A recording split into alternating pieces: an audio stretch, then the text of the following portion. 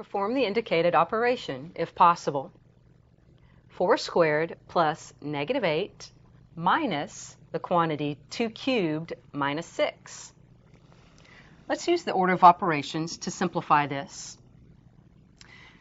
The order of operations indicates that we can take care of this exponent and this exponent that's in the grouping symbol at the same time.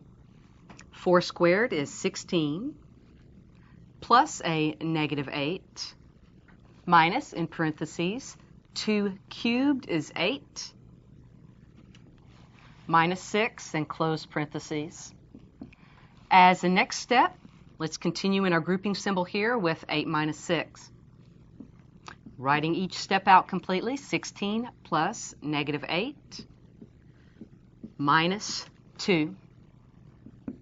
Working now from left to right, 16 plus a negative 8 is 8, and 8 minus 2 is 6. So this expression simplifies to the number 6.